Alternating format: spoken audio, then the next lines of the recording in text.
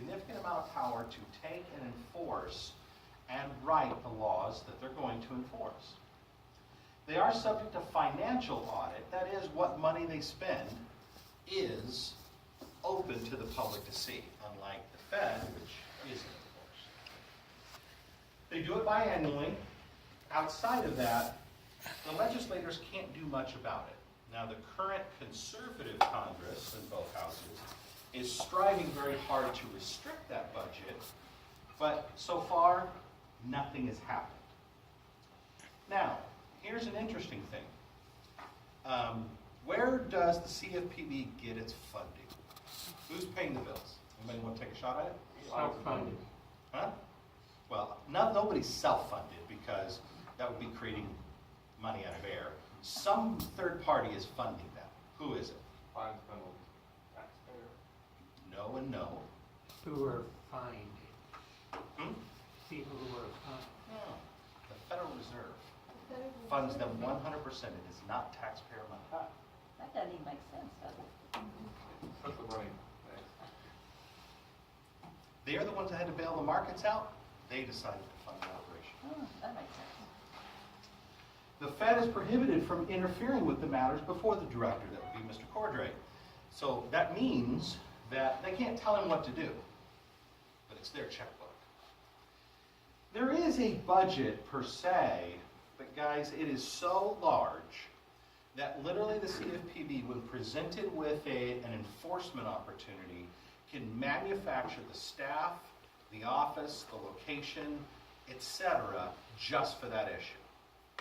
They did that for Chase and Wells Fargo when they held them accountable on the topic we're talking about today, on these RESPA violations. They didn't work for them. Now, you know with Department of Financial Institutions, they have a fixed budget. They only have so many bank examiners. Department of Real Estate has a fixed budget and a fixed number of people. So if a problem blooms, and they put people on this topic, like we've seen DRE do in the last 6, 7, 8 years on property management. Y'all seen a real focus on that, right? Which means they're not looking at other things.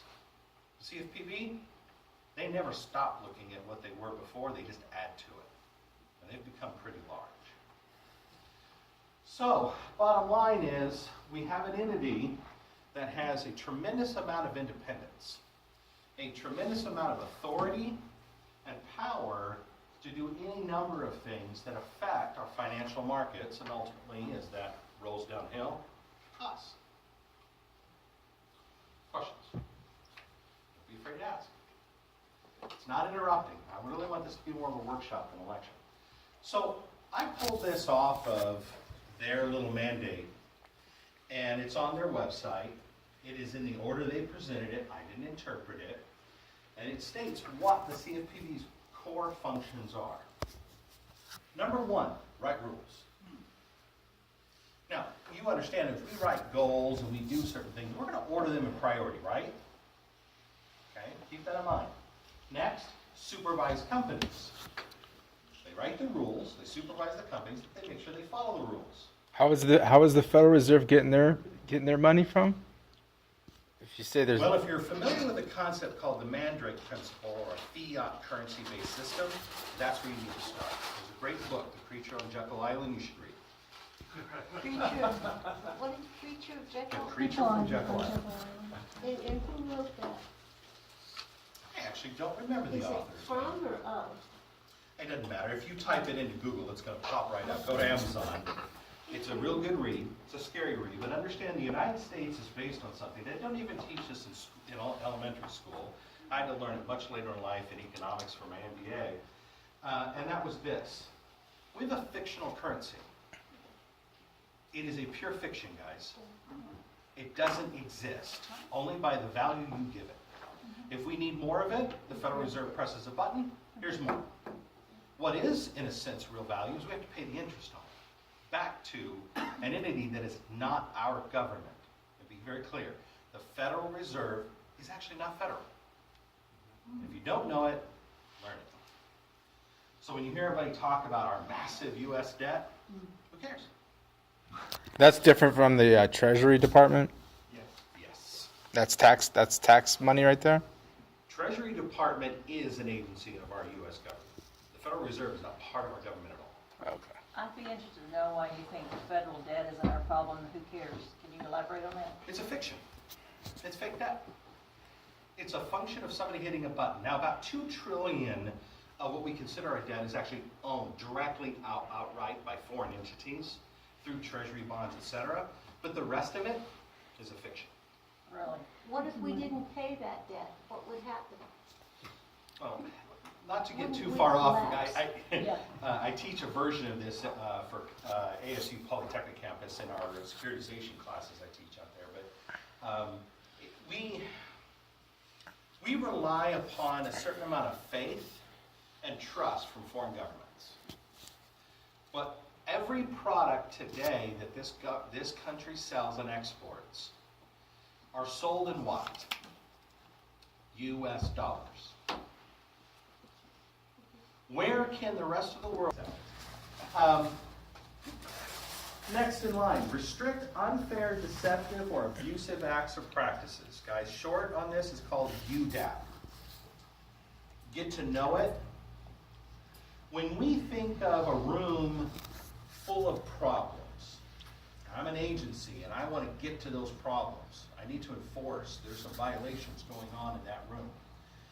And the doorway into that room is really the rules I've written. See, I'm enforcing the rules I make up as I go along. But how do I unlock the door? The rules don't unlock the door. I will be able to open the door and get to the problems through it. We need a key.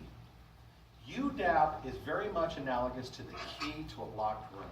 You will find, I haven't found yet, but there's a couple that are unrelated that don't have it, but just about every consent order, if you go up to the CFPB's website, by the way, every single consent order that we're going to talk about today, every one of those lawsuits, you can go read, and they're posted live. And they're for the public to consume as they go after each of these entities. Familiar with UDAP and understand how generic and abstract it is. What's fair? You know, when I was in law school, there's always the one dummy in class that at some point blurts out, interrupts, and one of my professors was going on, and I blurted out, well, that's unfair. He goes, oh, time out. He goes, so you're telling me when law school's done, you want to be a farrier? I'm like, it's a farrier? No. What do you want to be? A lawyer. We're not here for fairness. We're here for the law. There is no fair in the law. So UDAP is the name? Yeah. Unfair deceptive acts. So there is no fairness. So how do we get there? How abstract is that if we're going to have an enforcement action deciding what is fair? Deceptive. I didn't know the loan was going to do that. They lied to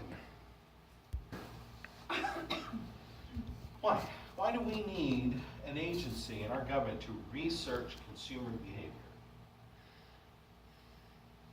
Do you research anything you don't intend to control? Is there a reason to research something you're not going to control? And if you're going to research, what do you need? Data. So Dodd-Frank made sure that when it enacted the CFPB, they were given the authority to write rules that does what? Every single entity involved within every topic, in our case Title 14, so we'll stay in the real estate aspect of it, all of those entities have to disclose their data. MLSs, county records, mortgage companies, banks, etc. They have to disclose all of this information. What did the consumer do? Because at the end, monitor financial markets for new risks to consumers. Guys, it means that you have an agency that is going to decide that is very mobile, they're very adept, very quick. If it presents to be a risk to the consumer, they will quickly write a rule that will change the way we do business. And they have. You've witnessed it. Last but not least, enforce laws that outlaw discrimination and other unfair treatment in consumer finance. Now, some would say, well, if they're enforcing laws, they're protecting the consumer. Okay, I'll play that game.